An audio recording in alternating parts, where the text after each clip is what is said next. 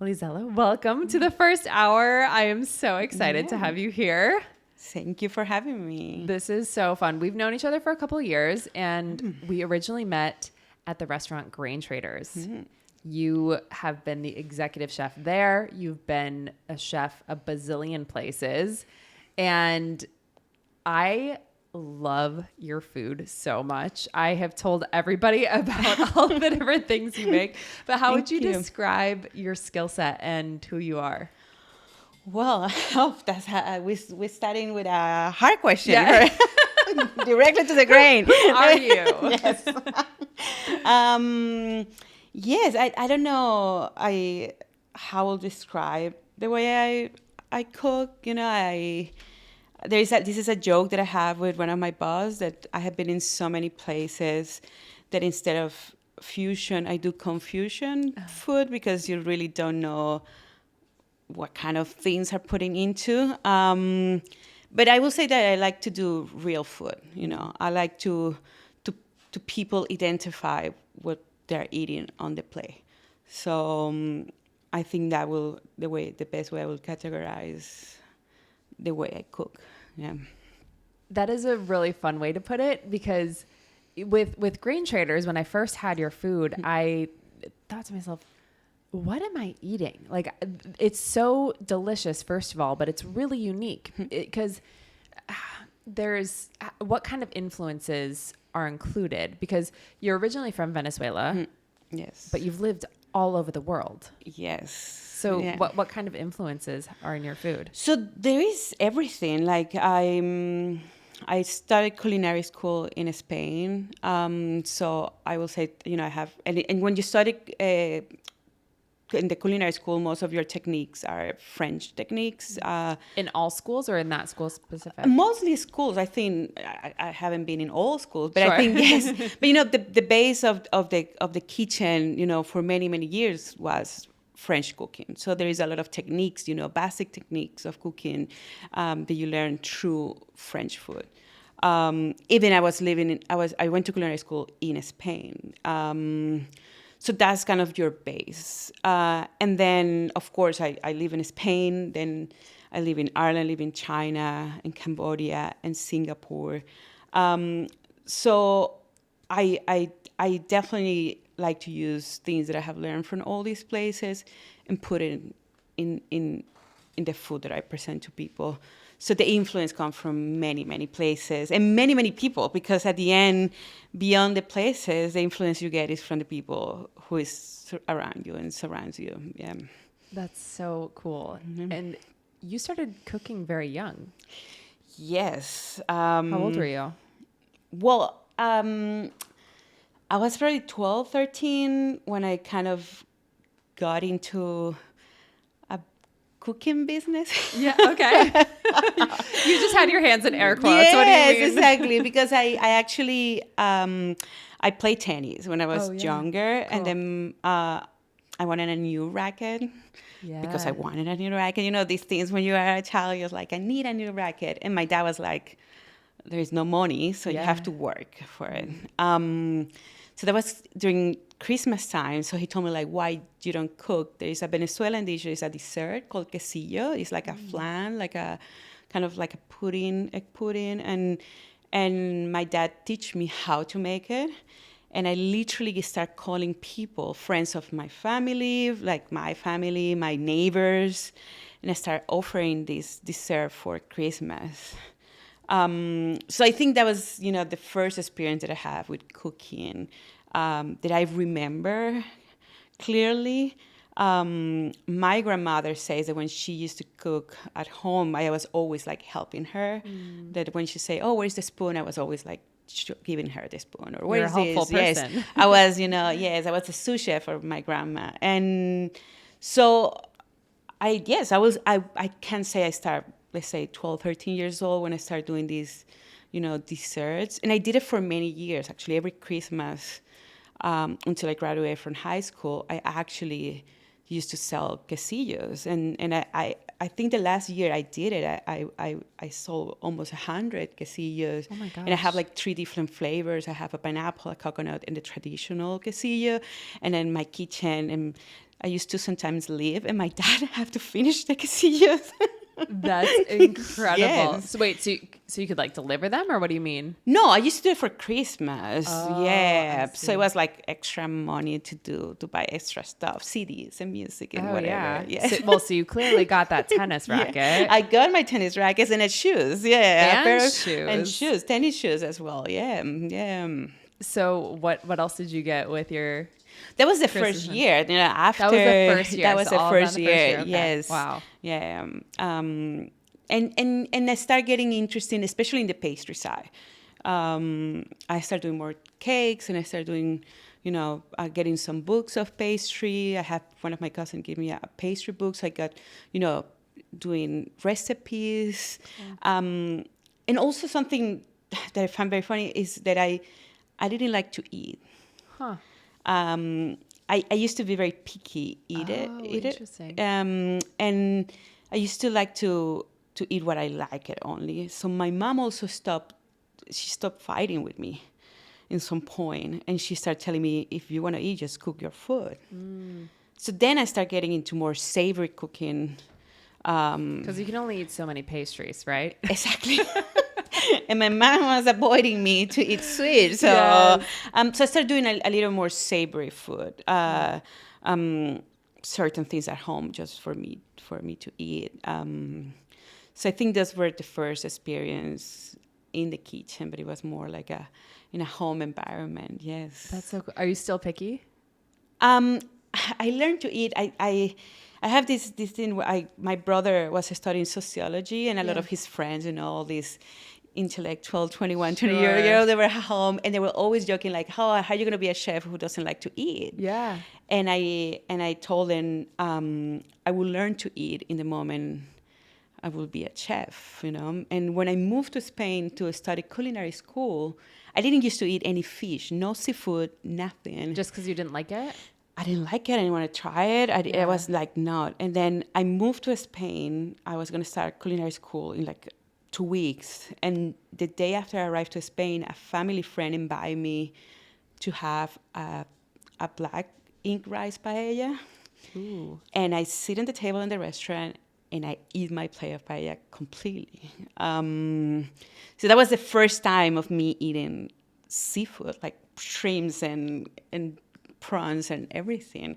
So yes, I learned to eat it when I left, when I got into culinary school. Yeah. And at that point, was it more like, I need to just eat this to not be rude, or I need to eat this because I want to learn to like it? I really don't know. Yeah. To be completely honest, that's something part of the psyche we have. Yeah.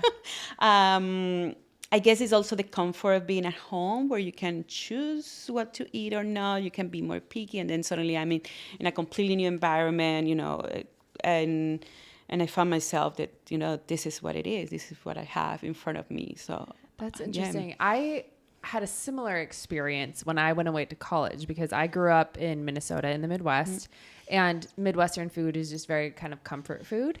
And then when I moved to California, and I'm in college, I'm on my own for the first time. I can pick my own meals, all this kind of stuff. It was kind of a weird experience where I didn't realize all the foods that I just said I didn't like, but I just hadn't actually tried. Yeah. I hadn't actually given it the time of day. And it's weird now, because there are so many foods that I love now that I had never even tried until I was like 18, 19 years old. That happened with my parents the first time they visited me in Spain. That we went to eat to a restaurant. I actually surprised them. They arrived to Madrid, and they were not coming to, I was living in Valencia. And they were not coming after like two or 3 days after, but I went to Madrid to surprise them. And we went that night to eat in a restaurant, and my dad was like, are you going to eat that? Yeah. Because they have never seen me eating, like, normal food, Sure. Yeah. Wait, so what was your go-to when you were picky? Like, what would you make? There were things I used to eat, but I was like, for example, I like, in South America, we eat a lot of rice. Okay. Just for example, and then I like rice when there was something with a sauce. I didn't like rice by itself, And if I'm gonna be pasta, and then you have any sauce. I didn't want to see any onion, and it have to be blended, you know. So they were like, you know, and in certain ways I'm still like that. I am a lot about textures. So if I'm gonna eat a carrot and it's overcooked, I'm not gonna eat it, you know. Yes. So I'm still picky, but in a different way. It's not that I don't eat carrots. It's just that I want it to be cooked the right way. But I love that because Yes. you actually know how to execute it. I'm sitting here yesterday trying to cook Brussels sprouts, and I'm like, gosh dang it, I ran out of oil. Now, I left them in 10 minutes too long. They're all like, I mean, I ate it anyway. Yeah. It tasted terrible, but I understand that idea where it's like, I want it to taste a certain way, but I just can't execute And on I that. think also that's what I do a lot of with my food, because I used to suffer. Let's say it's not suffering. Like, no, let's don't put that word on it. But I used to have, you know, I was so picky when I was in my teen, or as a child. I actually when I cook something, I'm gonna cook something that I'm gonna eat it. I'm never gonna put on a plate something that I will not eat. Interesting. And do you do that for like all of the restaurants that you work with? Yes. Yeah. That's and then super even cool. things that I don't like, for example, kale. Sure. You know, I'm not a kale person. Right. Raw. Right. But there is ways you can cook kale, you know, that I like. Yeah. So there's like, how do I find things that I maybe don't like texture, or I think flavors are too strong, or how do I can make it, you know, for myself first? How do I make it that I can enjoy it eating these things, and then after will be it will, if the customers or people who will eat it, they will like it as well. Yeah, that's super cool. I've heard you say before that eating vegetables doesn't have to be boring. Yes. Right? Yes, 100%. Yeah. Yes. And so do you feel like with kale and all of these things, have you just tried a million different recipes to be like, okay, this is how you make kale good? Yeah, definitely. I have tried many recipes with different vegetables. Yeah. And with kale, I think we're using a very, you know, a vegetable that, again, I don't think people love kale, or people don't like kale. It's like one of the things that is, you know, white or black, you know. Right. And what I find is like, how do I reduce that strong flavor, you know, and it's like roasting it, smoking it, you know, how I can add another level of flavor or texture as well in the vegetable, that it can be easier to eat, you know, how do I kind of get a dressing to balance, you know, a little bit more acidic, you know, a little more fruity, how I can actually, you know, find it, that, you know, that line where it's easy to eat it for somebody who doesn't like raw kale. That's super cool. Like, I'm thinking about, okay, our home chefs, the people at home who maybe have some picky kids or a picky partner, maybe they're picky themselves. Like, okay, let's take kale as the example. What if you had to choose like one way to prepare it that it's pretty crowd pleasing? What would you do? I think easiest to roast it, you know. Really? Yes. Like just in the oven? Just in the oven. And now most people have like an air fryer, you know. And an air fryer is a great tool because it's an easy tool. It's fast. I can use it. Yes, everybody. You know, I actually, I think it's one of these kitchen gadgets that I found that is great for people at home because it really help you to do things. You know, people complain, oh, I don't have time and help to cook. But now with an air fryer, you can do certain things much faster. Right. So if you have a little bit of olive oil and then you put your kale, you know, a few minutes in the air fryer, kind of create that little, you know, char on the leaf, and then you do a vinaigrette, you will see how the flavor, it will change. And it will make it much easier to eat it, and people enjoy it. Yes. I need to try that one. I haven't tried kale in the air fryer. Yes. I don't mind kale. Okay. But like when it's raw, I can only have a small amount of it. I don't eat it raw. I Yeah. kind of have the kale raw. Yeah, I think the flavor is too strong. Yeah, Yeah. I get that. Yeah. I get that. Yes. Okay, so as you cooked as a kid, Yeah. you were crushing it with the desserts, Yes. and you decide to go to school in Spain. Yes. Where from there? Because you said you lived in China, you lived in Cambodia, Yes. you lived in Singapore. in Ireland, and in France. Yes. Oh my gosh. Yeah. All in different restaurants? All in different restaurants, yes, in different places, yes. And how did you get to where you are from like school to being an executive chef? Well, it's years. I think it's a mix, It's a years of training. I still believe that I'm still training myself. You learn so many things, like I say, from many people you work. And then I do believe sometimes you have to have a little bit of luck, And I left Venezuela when I was 18. Okay. A friend of mine, the real reason how I got into the restaurant world was a friend of my brother who was a chef. I was waiting to get into university. Oh, okay. And then he told me like, oh, what, you're not cooking? Why you don't do an internship? So he put me in a restaurant in Caracas to do an internship. And I love it. I enjoyed being in the kitchen. I love the camaraderie between the people who was working there. So I decided I'm not going to go to university. I'm going to move to Spain and be a chef. Wow. And my parents were like, well, my dad was angry because I didn't went to university. Okay. Yes. Gotcha. And then it was like, whatever, they kind of didn't believe. They didn't kind of, I don't know if they understood what I wanted to do. Sure. And I started sending letters to culinary schools in Spain at that time, 23 years ago. Sure. You literally have to send letters to the schools and, receiving back the answers.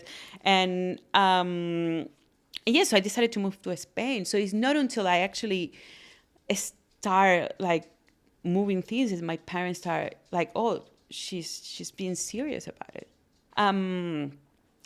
So my parents start getting, they kind of start supporting me when they saw I was very serious. Yeah. And I kind of prepare everything to leave. That was not a normal thing. In South America, normally you don't leave your home until you get married. Oh, that's okay. That's not it's different ways. You kind of. So it was like a weird thing that I was 18. I was the youngest of the family, and I said like, you know what? I'm gonna move to Spain to be a chef. Wow. Yes. And you said your dad was upset. My how dad, did it go? He was not upset. He was, he was not necessarily the most supportive, because he didn't understood, Sure. And also in that time, now being a chef, there is like this glamour about it, there is, things have changed. Before it was like something people did not necessarily have, sure. A high education or, people who used to work in the kitchens was, there was a different perspective of what it was to be in the kitchen. Sure. So I think he didn't understood how I was not gonna go to university, what my life it was gonna be if I was not getting a title. That was so important for him, that paper, Right, yeah. And in South America, sometimes it still is like that, and so I think that was his hesitation for me to become a chef and go, Well, because you were ahead of your time. Like you were saying, now it's a pretty glamorous thing to be one of those top chefs. It is, yeah. And now, there's so many schools, there's so many, yes, there is this romanticism idea of being in a kitchen and being a chef. But at the time, it was not, especially, I guess, in South America, especially in Venezuela. Yes, you have a couple of good chefs in Venezuela, but it was not Spain. It was not Europe. Or, at the time, before I never came to the U.S. I didn't know. I don't know exactly how was the scene here in that time. But again, it was also being in the kitchen. It was kind of like a secondary job. There was. It was definitely not what it is today. Yes. Right. Yeah. And so you, out of all of the places that you've lived and worked, like what are the best parts about like the kitchen experience there? Like where would you say was the first place that you were like, okay, I am now a chef? Yeah, that that takes years to say you're a chef, because and not necessary, and you can be in a high level and you're necessarily a chef. You can be a good cook but not a good chef, because also to be a chef there is you have to have other skills apart from being a good cook. Like what? Organization skills. You have to know how to handle teams. Have to you have to more about costing. There is more beyond just cooking. So a cook is cooking and the chef is more of a managerial role? Yes, Okay. 100%. Yeah, you are managing team, you are managing budgets, and especially today now chefs are so involved in what the overall restaurant experience is. Some chef, how, plates are being served, how with cocktails, the experience of a chef, how marketing, how social media. So now you are not only cooking or training people to cook, you are actually involved in all the areas of what a restaurant life is. And we have the growth of social media have become so important. Chefs have to have that presence a lot of time in social media. That way they attract also public to their restaurants. Yeah, so it's a very complete kind of profession where you have to have administration skills, management skills. Yes. Yeah, so I can see why it would take some time to be able to get to that point. Yeah. When did you start going into that role?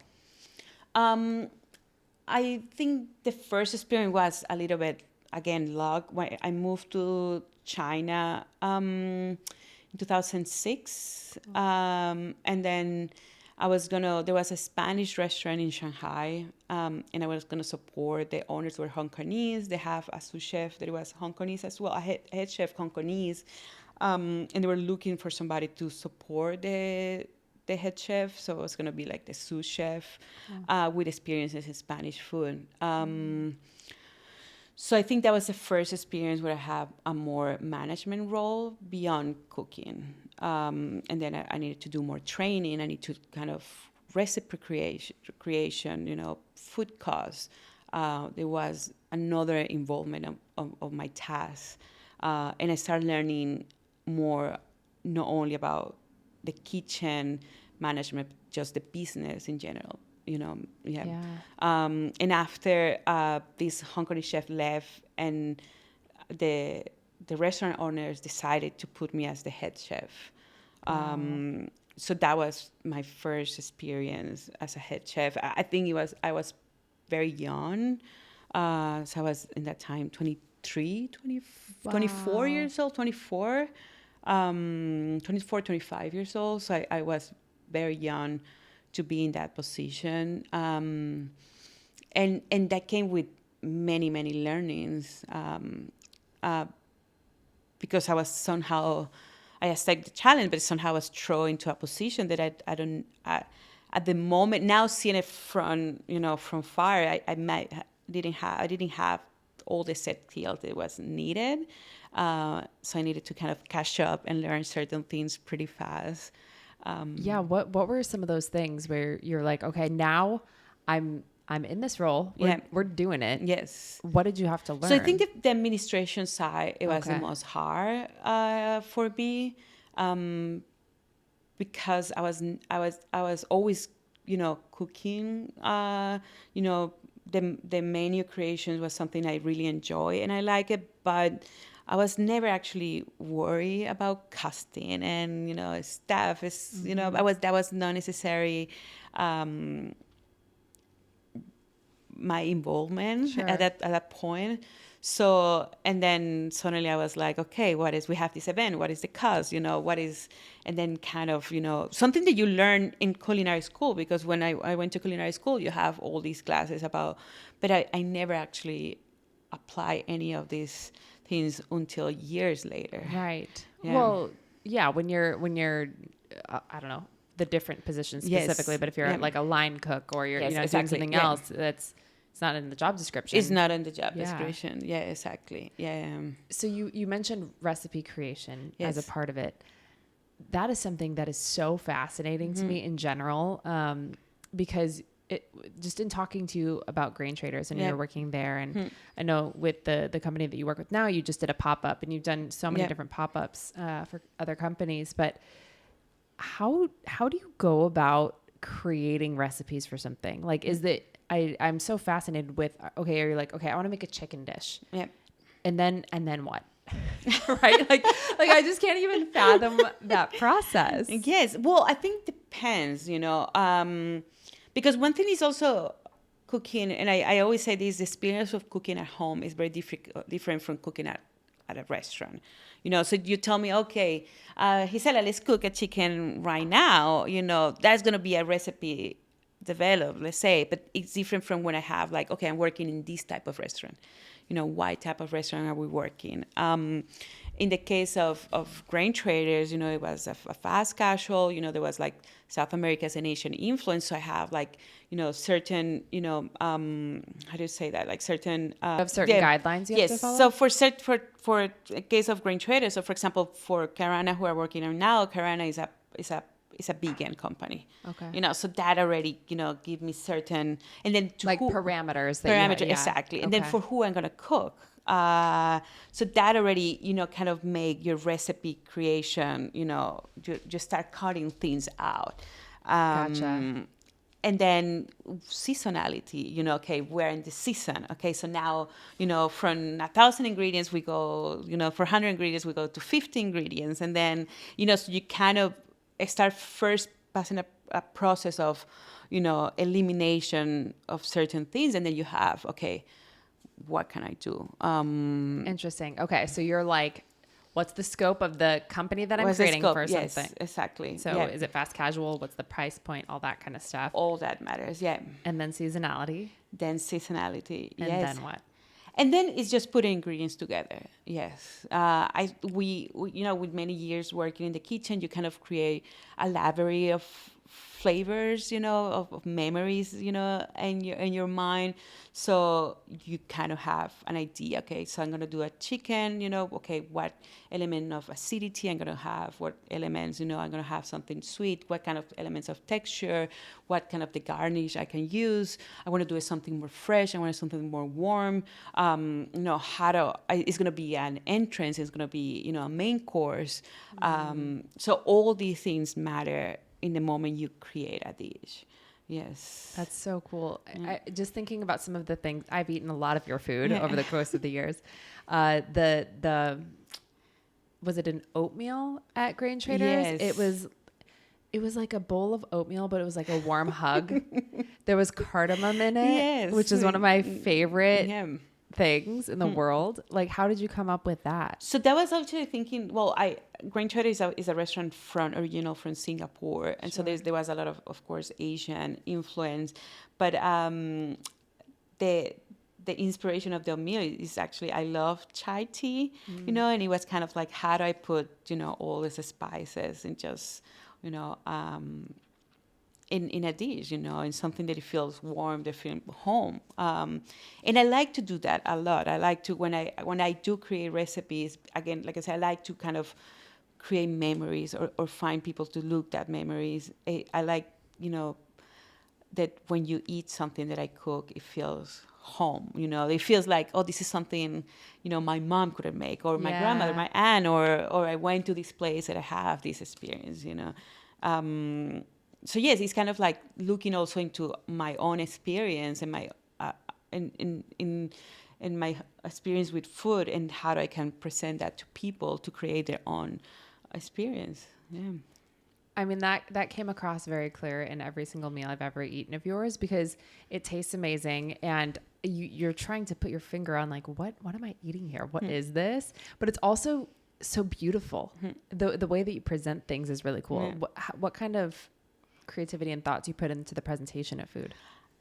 I do feel I like people to see what they're eating. I like people to, I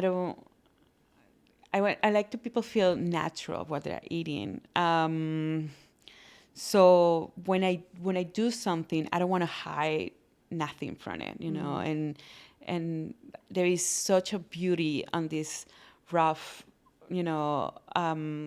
things that you can put on a table. A nice roast potato is, white to, you can just put it there and it would be beautiful as well. If it's, you can see it have that its texture, it's crispy and it's like nice golden, a little bit brown in some areas. So that have such a much, it looks pretty on the plate. So for me, it's how you present things the most natural way, and then the people can recognize it, but when they eat it, it's also a surprise, Oh, wow, it's not just eggplant. Look at all these flavors. A lot of people, eggplant, I think, is another vegetable that can be a little bit controversial with some people. Sure. I used to do this green curry eggplant, and that was one of the dishes. I used to say, people, just try it, just try it. Just try it, yes. Because again, it was eggplant, and you have the smokiness of the eggplant, the way we used to prepare it, and then you have that green curry and that sweetness of the coconut, but you have all the fresh spices. All the curries, I was lucky to learn, to do a lot of different curries and a lot of different preps with people that have worked, and I use only fresh ingredients, so you can notice that when you eat it. So, and that makes a big difference. Yeah. So I think in terms of presentation, I'm very, rustic. I like, just present the food the way it is, and people to see it. Yes. Yeah. I mean, it's always so beautiful. You also, when you were at Green Traders, I remember you saying you had to. You were making all these different cakes and cookies and all these different things. And were they all like vegan? They were all vegan and gluten-free. Yeah, a section of one. We have one cookie that it was not gluten-free. Was it the chocolate chip one? Yeah, the chocolate chip. That was. I loved that cookie. It was so good. But I just remember you talking about that that was a challenge where I don't know if that was a kind of Grain Traders decision to make them all gluten-free and vegan, but or if it's like an LA thing that a lot of people prefer that. But you were saying how that was a challenge to come up with those recipes. Yes. What was that like? Yeah, so I started with pastry, home pastry. Sure. And in some moment when I started cooking, I thought I was going to go into pastry. But pastry is a sign, like it is, you have to be exact, it is. And then in that moment, I thought I had more freedom with savory food. So I actually kind of moved out of pastry. And I used to do some pastry, but nothing too serious, to be honest. And then when they decided to open Grain Traders here in the LA, because of the scene in LA, we decided to create this, pastry program where it was more, especially gluten-free was the first, that was the first idea that we have. And then I started introducing like, why if we don't do it gluten-free, we do it vegan as well. And yes, that's a completely new challenge because you're working with ingredients that I was not used to work before, especially different type of flours, how these flours react, how you mix them. And I was lucky that I have a very good friend of mine in Madrid, and she's a vegan pastry. Oh, wow. So I started talking to her. She gave me some of her recipes, and I started testing her recipes and learning from her recipes how to make mine, and I started working in my own recipes, and it was a huge challenge, to learn, especially how each of these new ingredients reacts in a cake. There was the carrot cake that I tried to do. I don't know how many versions of the carrot cake I made, and I never managed. I didn't have it on the menu because sometimes it was too wet, the flours, it was too dry. So that's still there that I should try again to make that vegan and gluten-free carrot cake. If you need a taste tester, I am there. Yeah. I love carrot cake. Oh, wow. Yes. But honestly, all of your pastries are so good. Yes. Something that you said when you were talking about eggplants, yes. You said something about there's a little surprise in it, which reminded me of when you invited us to make the tamales over Christmas. Yes. That was so cool. Yeah. So that's something that you do every Christmas, right? I do every Christmas, yes. So in Venezuela, there is the traditional, like we have like a meal that we only do for Christmas in Venezuela. We call it hallacas. instead of tamales. And that is a family recipe normally. So families meet at the beginning of Christmas, and they all cook, and they do 200, 300 tamales, and then after you eat literally hallacas for the full month of Christmas. And then all houses are, exchanging tamales, like, and there's this fight. There's no, the best hallaca is the one from my mom. And everyone says that? Yes. I'm sure. Yeah, of course. Well, my mom makes the best. Yes, of course, my mom. So again, when I was in Venezuela, I was a picky eater. I didn't like to eat hallacas. I never liked it. But my first Christmas away, a Venezuelan person I knew in Valencia, she gave me an hallaca, and that was the first time I ate one. Yes. So you had just never had one? No, never. Wow. Yeah. And I think I used to help my mom. I used to help my grandmother to do it, but I never eat them. And I think it was the nostalgia of Christmas, and because it was a family thing, it was a tradition, that I started doing it. And I used to do it and not eat them, I used to, and I like them now, and I eat one or two, but I like to do it just to gift people. Yeah. Like, actually, I like to keep that tradition. Also, it's a family recipe. And then I do believe something that is getting lost today because of the internet is a lot of traditional recipes. And then I do exactly the same recipe as my grandmother used to do, and my mom still do, just to keep the tradition, just That's to, really cool. to give people something that it comes, beyond me, it comes from my family, from my grandmother. Yes. I mean, it was such a cool thing because Dennis and I went, and you had the whole setup. And was it banana leaves? It's banana leaves. So yes. that's something that's different. Yes. And we spread out. Yeah. The corn. There's a corn dough. Yes. Yep. And then you mentioned you have to put the surprises in there. Yes. So what are the surprises? Yeah, so we have like a stuffing that is made with pork, chicken, and beef. And then you have... Delicious. Yes, like olive and pickles and a little onion and a bell pepper. So you have like different things that when you eat it, you eat, and every bite can be a little bit different. The stuffing normally is a bit sweet. So you have sometimes raisins. So if you have a bite with a raisin, it's going to be a little bit more sweet. But you have a bite with the olive, it's going to be more salty. And the pickle is going to be, this acidity. So I think that's the beauty of the hallaca itself, is that every bite, it can be a different experience. Yeah. That was so much fun. Okay. Either Dennis and I will have to go up to San Francisco Yes. or have to come back down. Well, I did it last year. Then you came and when I did the pop-up and you came, you got it. Yeah, yes. so we made them and then we came to the pop-up. Yes. And what was that pork you made? Yes, I did pernil. Oh, Yes. That's part also of the Christmas, Venezuelan Christmas dish. You have the hallaca pernil. It's like a roasted pork leg. And then you have like a potato salad. And then pan de jamón is a bread with ham. Yes, so that's the traditional dish during Christmas time in Venezuela. Is it Christmas yet? We're getting closer. We're going to get it now. You make so many things well. What are some of your favorites that you make? That I like to cook. That you like to cook? Or is there one where you're like, this is the best thing I make? I don't know. I think I do like to cook things where you build flavor. And I like to do like long cooks. I like to do a lot of stews. I think that, again, I like all these traditional dishes where you kind of, have to wait for it. You have to kind of crave it at the end of the day, or sometimes even the next day you're going to eat it. I also, when I was in Spain, I studied culinary school in Valencia, and I was lucky to work for 2.5 years in a in a Spanish restaurant making paellas. Oh, wow. And that's something that I love to make. Cool.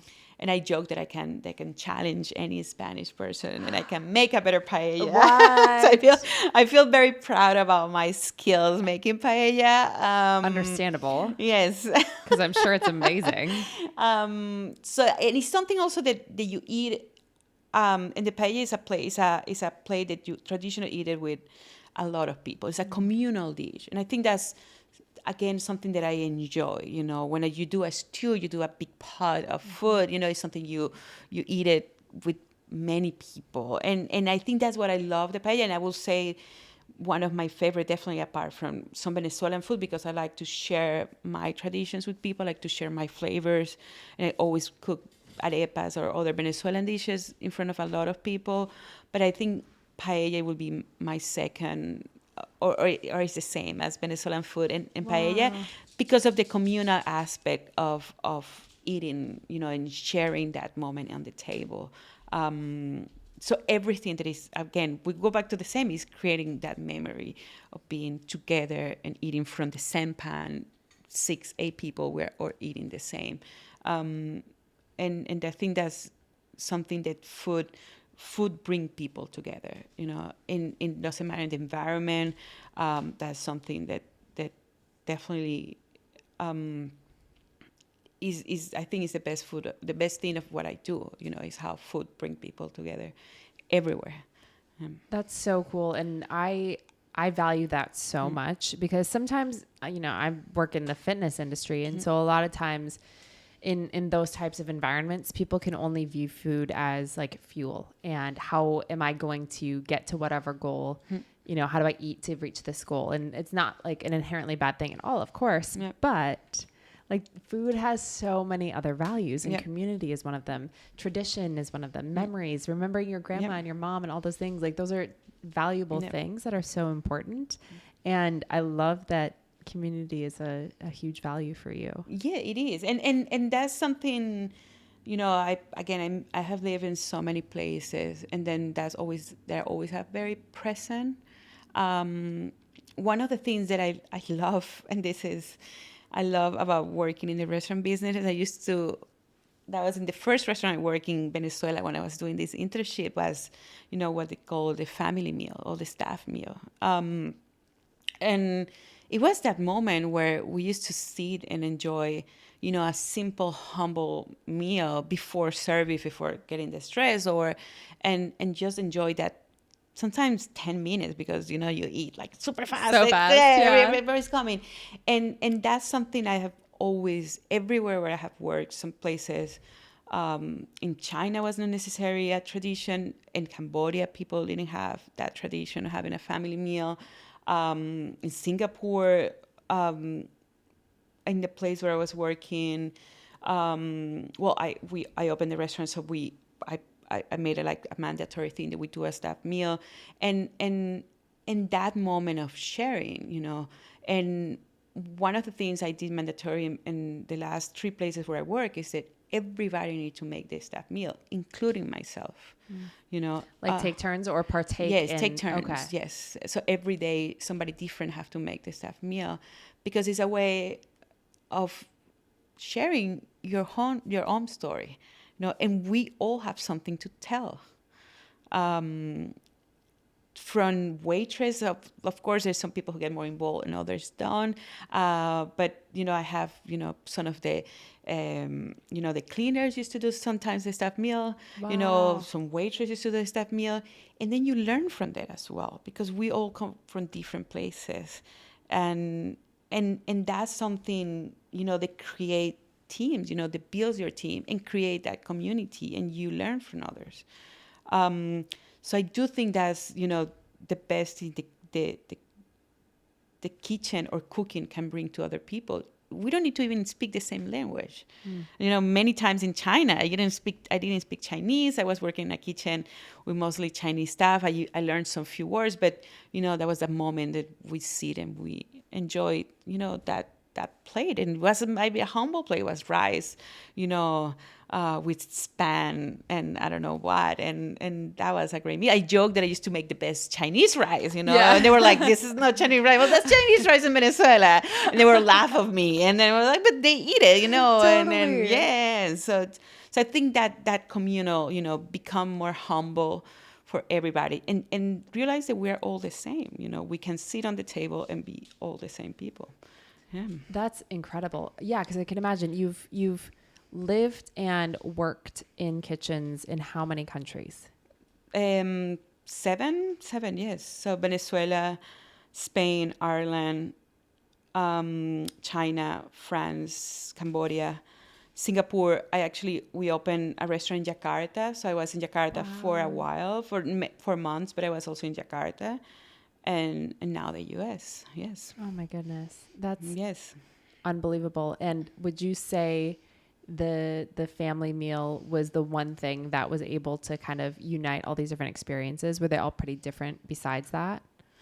I think it became a very important part of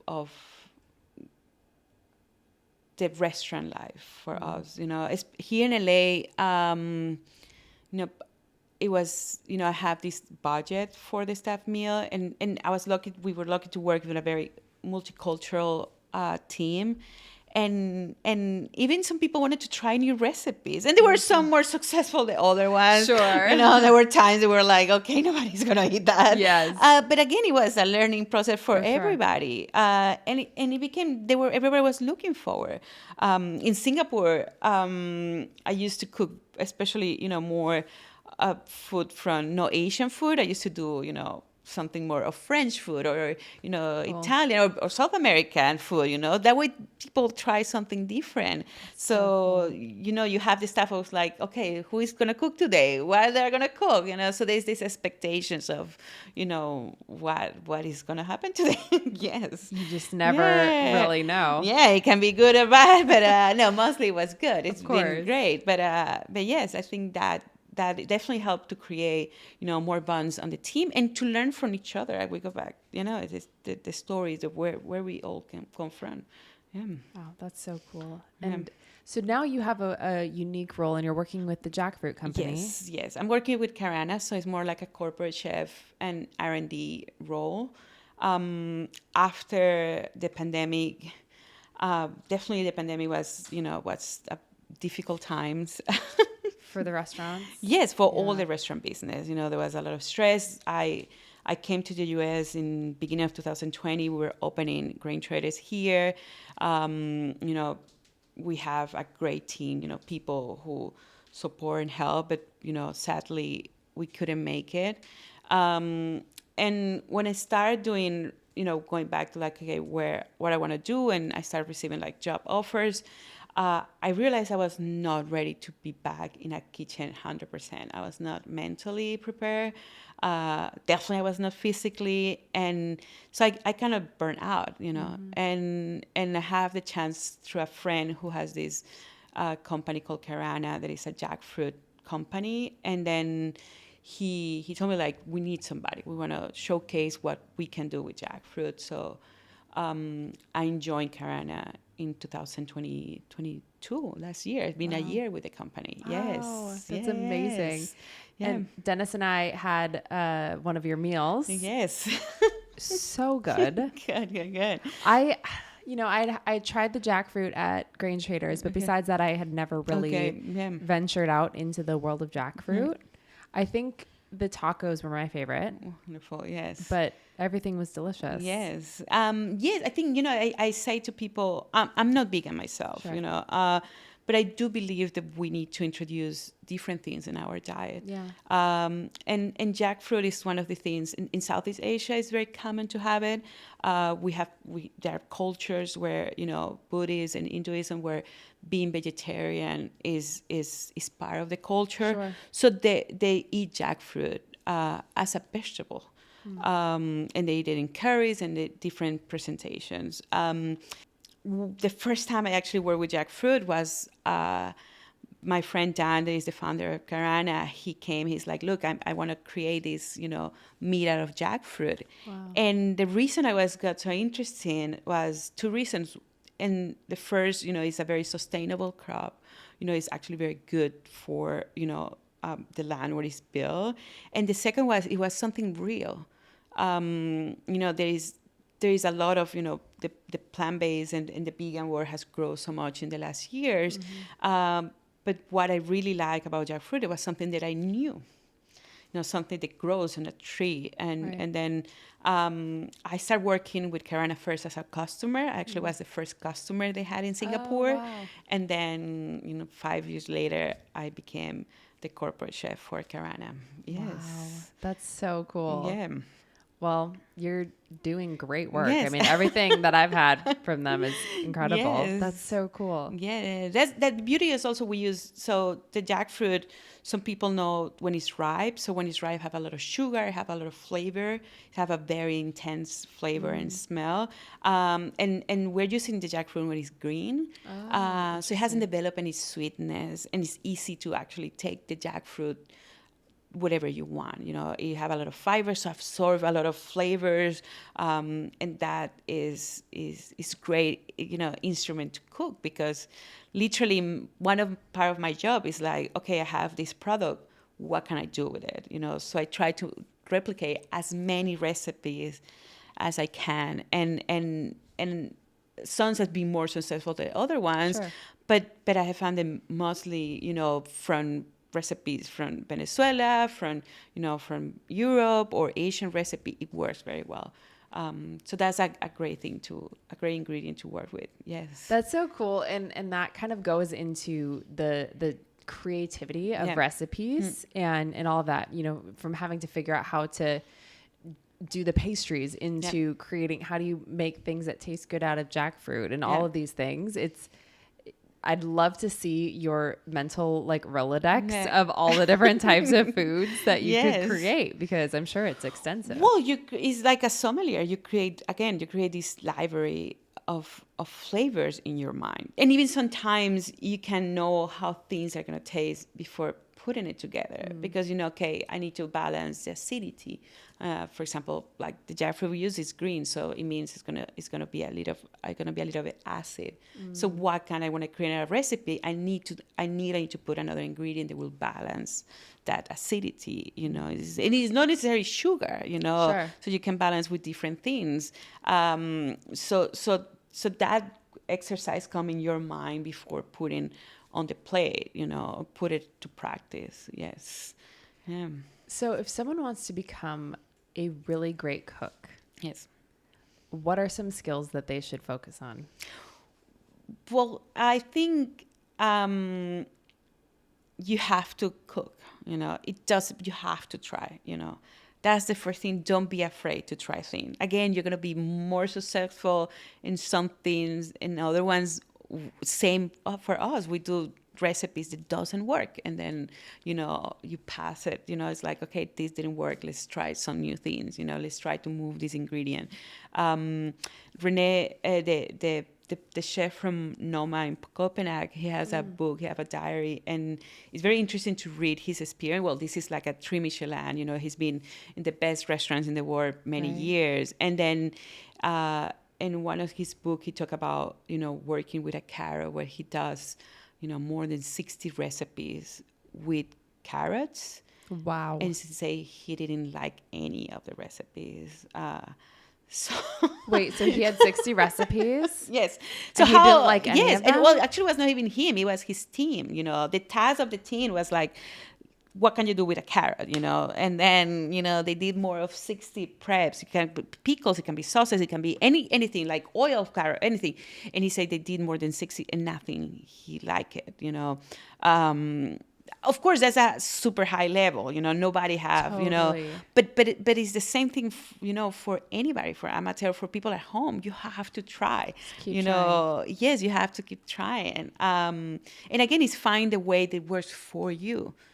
I say to people, we can have the same recipe, and that doesn't mean it's going to be the same.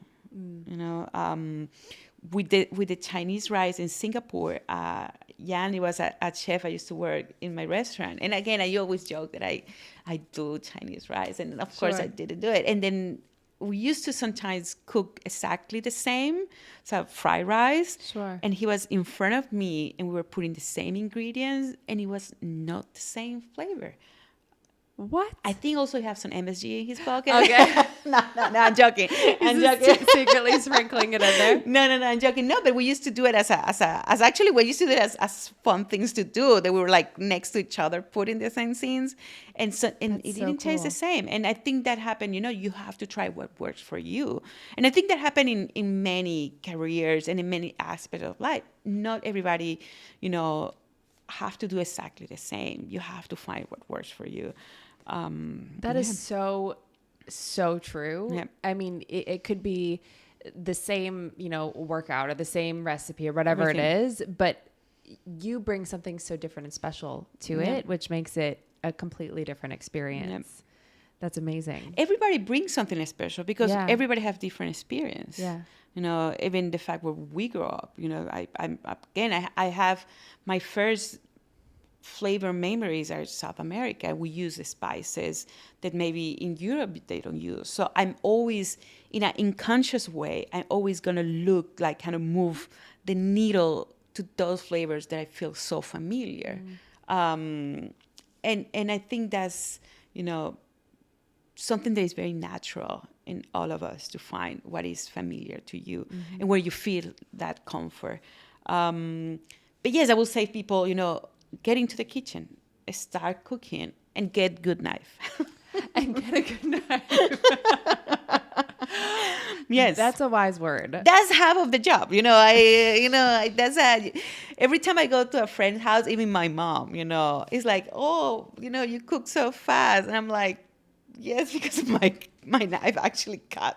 Yeah, you're not sitting here having to rip it in half. Yes. Okay, so that's a great point. So for home chefs, yes, what are essentials that we need? Knife and cutting boards. Boards. Like what kind? It doesn't matter, but sometimes again there is wooden cutting boards. It depends. Some people prefer like this. It's not plastic, but kind of like the material doesn't matter. But I think a good side cutting board where you have the space to work. You have a chicken and you have these little squares cutting boards. How are you going to work comfortable to cut a full chicken if the chicken doesn't fit in the cutting board? Right. They're pretty. These ones, they look like a lemon or a water, yes, they're pretty, but they're not necessarily functional. Sure. So I will say, the two basics for people at home are good knife and sharp. Because a lot of people also have good knife. My brother is one of them. He have good knife, but they're not sharp. You have to take it often. If you don't know how to sharp your knife, just take it to a place where they will sharp it for you. And then, yes. I need to do that. Yes. That's a good reminder. Okay, amazing. Yeah. So if you had no budgetary restrictions, what is your dream scenario for what you would do with cooking? I said before, there is a lot of, I do believe we're losing a lot of tradition in cooking. And I'm going to put a sample, a very personal sample. My grandma from my mom's side, she used to make this jam out of guava. And I don't like guava, but I used to love my grandma Guava Jam. And then she died, and nobody in the family had the recipe. And I think that's happened, with many families in many cultures. It's easy right now, instead of calling your mom, you go internet and find chicken casserole, instead of actually calling your mom to know your mom's recipe of the chicken casserole. So I would like to have a project. I have this idea that I would like to do a book where people can kind of work to create these family books recipes where, that was an idea when two of my friends got married. she wanted to make a book, and I was thinking like, oh, how can I make a cookbook for somebody who's getting married? So my idea was like, okay, let's ask her mom what was her favorite recipe when she was a baby, you know, and his, you know, grandmother, what was the favorite thing that they cook for him, you know. So how do we, you know, and I think that's that project that I have always very present, and how can I create something, you know, that people can, you know, recover so much of these family recipes and traditions. And in terms of restaurant works, because I like this I would like to have something very, you know, a small restaurant where I can do just very simple and healthy food, you know, that people come and have, like, I say the perfect food is served in a bowl with a spoon. I love you that. Know? It's like a warm meal. You know, that you have this stew that takes, you know, 24 hours, 40 hours to cook, and then you know, you grab this gravy and you grab the meat and it's all melting in your mouth, you know, or things that kind of build flavor, that takes time, and to have something very simple where people can go for a simple lunch, and then you have this warm meal that you can continue your day. So something very simple, more like a cantina or a family restaurant, of something, you know, without pretensions, where people are there, and even people can. I would like the people be part of the experience, because I do recipes like, when I cook at home and I do bolognese sauce, again, I do my mom bolognese sauce recipe. But I understand, I cooked this bolognese sauce for an Italian friend once in Singapore, and she was like, this is not bolognese sauce, you know. And then she called her nonna, for the nonna to teach me how to make, you know, ragu, because for her it was no bolognese. But I thought that was amazing, you know, and I would love that. I would love to hear, you know, what is for you something, you know, again, because we come from different places, and try to keep things alive. Mm-hmm. I think we are rushing too much. You know, life is so fast these days that we need to slow down. So I would like to have and be able to create something when people just can sit, you know, and enjoy that plate of food, whatever it is, and enjoy that moment and slow down. We need to go back to be more with ourselves and with the people who surround us. Yeah.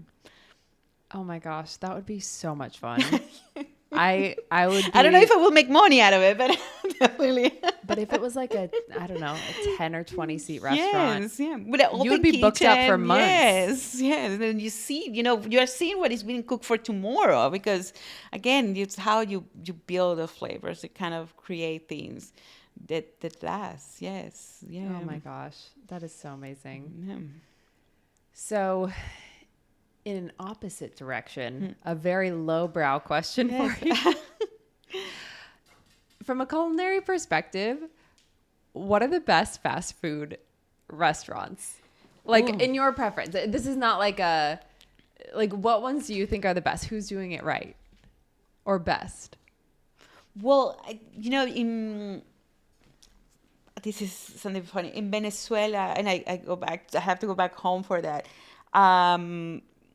My dad and my mom didn't like us to take us to like fast food restaurant where we grew up. So my mom used to do this really bad pizza at home. And, okay. But there was something that my dad used to take us on Sunday, was to eat hot dogs.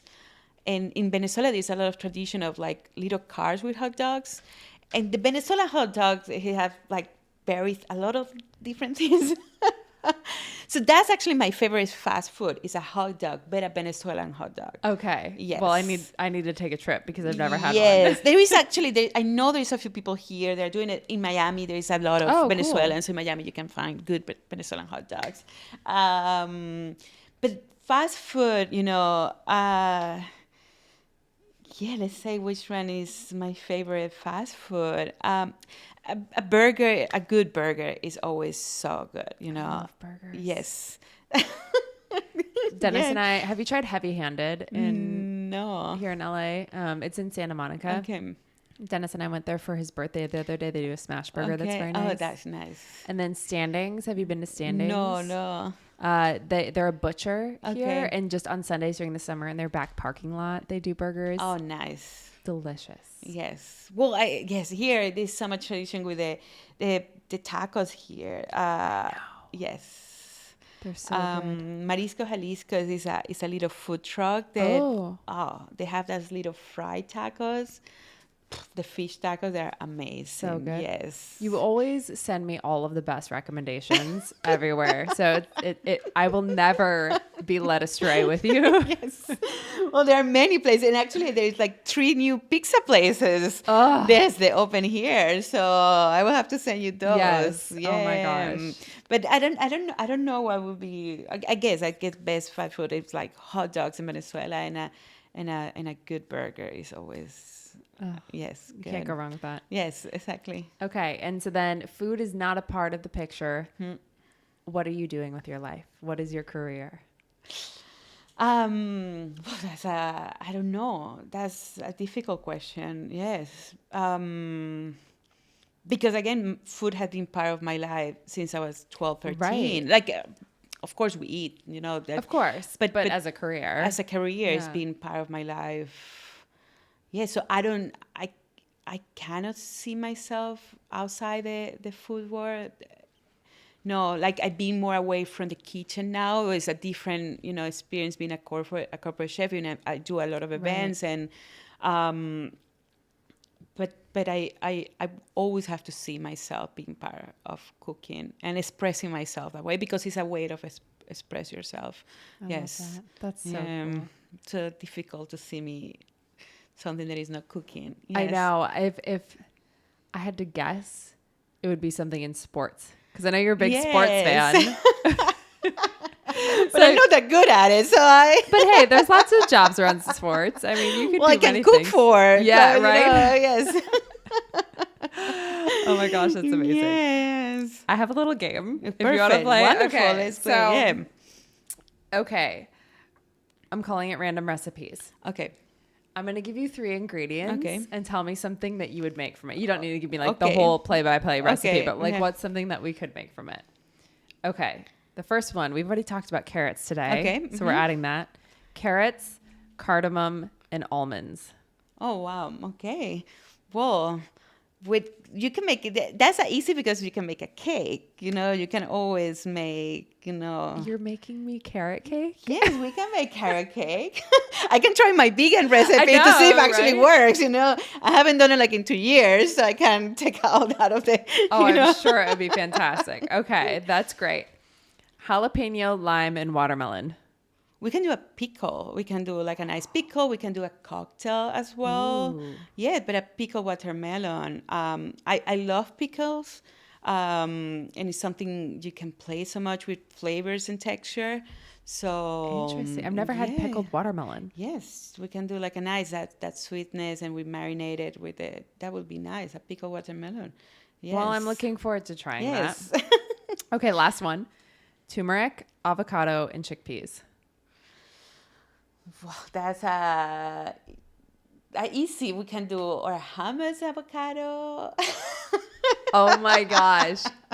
We can do a salad. We can do a roasted avocado with chickpeas, with crispy chickpeas as well, and a turmeric vinaigrette. Yeah. Do you ever just go into your fridge and you're like, I have random ingredients. What can I make? Or do you already know your game plan? There's something funny that chef only eat crackers with something on top, or that you get after working in a restaurant for 10 hours and make all these amazing meals, and you get home, you have a grilled sandwich with cheese. She's like, I don't want to do nothing else. Like, I'm done. Like tuna sandwich at home.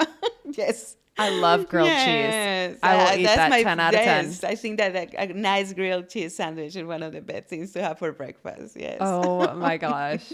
Yeah, but chef at home, I cook a lot for friends. But if I buy myself, I don't get that inspired, to be completely honest. I will do an arepa that is easy for me, or something just simple, because you want to just take it out of your way and continue. Yeah. You want to live your life doing exactly. other things. Try to live your life, what is left after 10 hours working in a restaurant. Yes. Oh my gosh. Well, Yes. Gisela, you are delightful. Thank you so much for coming. Thank you very much for having me. Where can people find you on the internet and other places? So you can find me normally on Instagram. I do a lot of events. But normally it's with Karana, with the company I'm working right now. So yes, I'm always around and available. Do you have any pop-ups coming up? Because I want to eat your food again. Yes, we're planning some things here in LA. Hopefully, okay, cool. Yes, at the end of the month. At the end of September, actually. Oh, yeah, great. we're now finishing. Yes, hopefully at the end of September, and we're planning more things for October and November. We're doing some collaborations with people here in LA, Cool. So that will be very exciting to show people what we are doing. Yes. Oh my gosh. Yeah. Well, I cannot wait. Yes, perfect. Well, thank you again for coming. You're the best. Thank you very much Yes. for having me. Yes, thank you. Oh my God. Yes, for the support and everything. Oh. And the Always. friendship, because Yes. we met when the first time you guys came to Grain Traders. Yes. You guys just moved to Yeah. LA as well. So since then, yes, thank you for these 3 years of friendship. Yes. And so many more to come. Yes, of course. And more cooking. Oh my gosh. All the cooking. Yes. I need it.